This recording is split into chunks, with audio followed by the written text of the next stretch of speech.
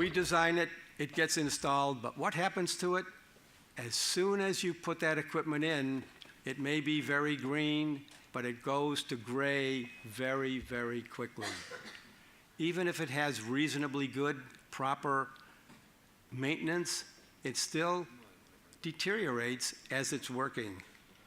So here's what a former president of ASHRAE had to say.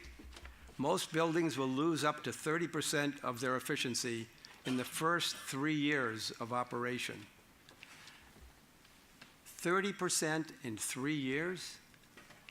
This is what happens. Imagine what happens in 5 years or 10 years if the operations and the maintenance are not proper.